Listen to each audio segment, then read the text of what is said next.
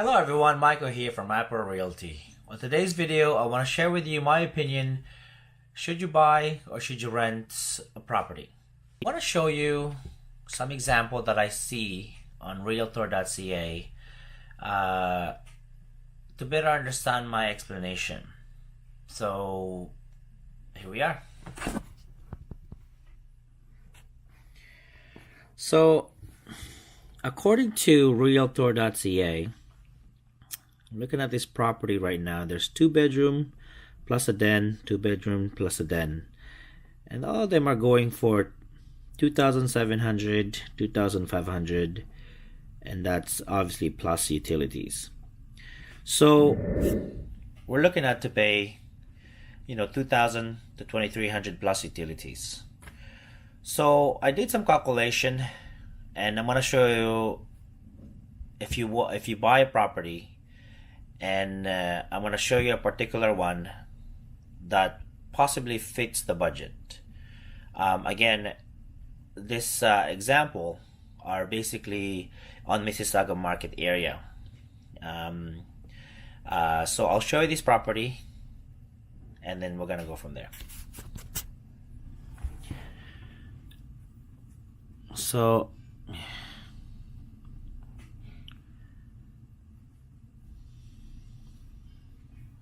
right here. So this property here, it's actually really nice.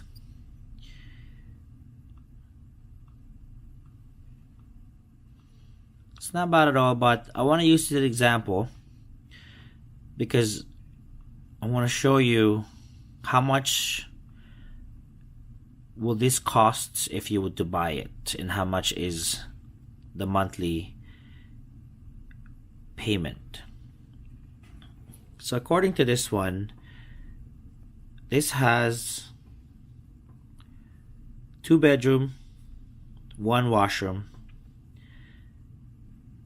and it has 338 maintenance, which is very, very cheap. So according to my calculation, here we are. Pardon my chicken scratch, but I want to explain to you thoroughly. So the condominium is 369. The as a first-time home buyer, by the way, you will exempt for property land tax transfer, and land tax transfer is basically just the sale tax of that land.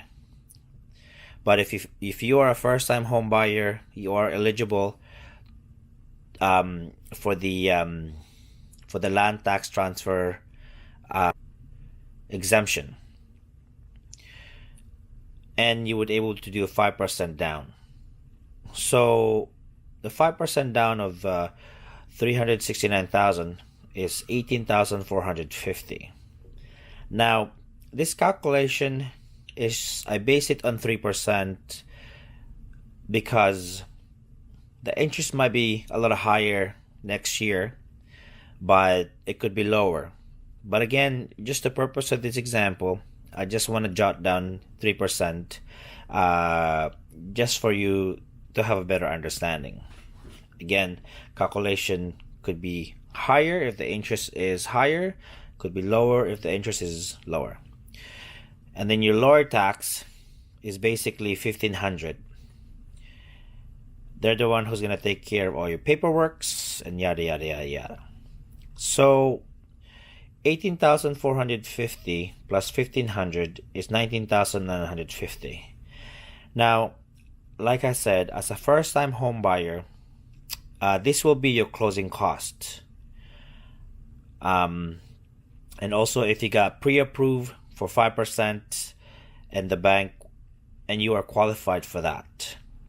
Sometimes the bank ask you for 6%, but better ask your mortgage specialist for this purposes, because the purpose of this calculation is just an example.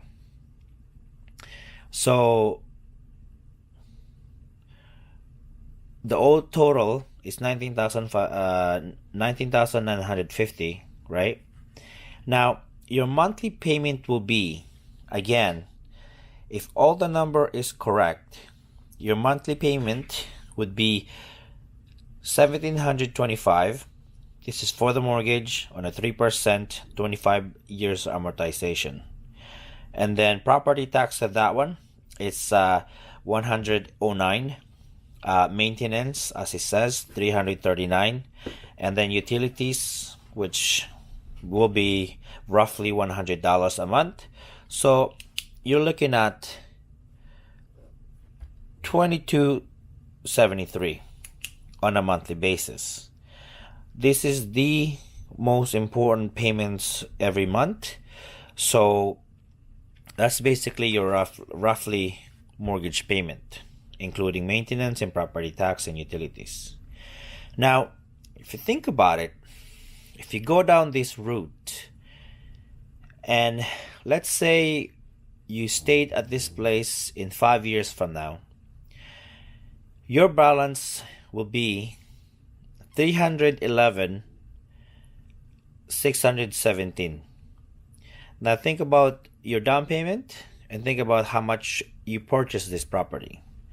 5 years from now, you're gonna have equity, and the benefit of buying a property is that there's some tax deductible.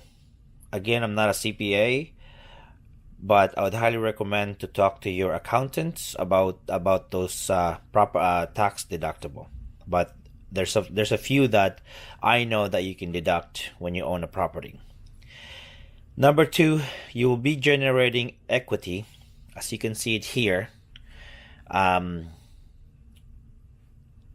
years later, you would 5 years later, the amount that you owe the bank is $311,617. Now, think about it this way. If, let's say, you sell this property 5 years later, let's say the value had gone up to now $400,000. So, think about $400,000, you deduct this one, plus closing costs, you'd probably still make like roughly, we're looking at, $60,000 or $50,000 cash. And this is with owning a property. That's if you decided to rent. Sorry, that's if you decided to buy instead of renting. And another benefits of owning is that 5 years later, you can refinance that property and buy another property and rent that property out. This way you have all the power, you have all the option, and you have so many things that you can do aside from renting. So let's say you rent $2,100 monthly plus utilities $100. So that would be $2,200. As you can see it here, the difference is that $73 on a monthly basis, right? But you have more benefits owning a property. If you have $20,000 to $25,000 of down payment and you make a certain amount of money, especially if you have a spouse, to qualify for a mortgage, again, this is just a rough calculation. So let's say you want $400,000. You divide this in 5.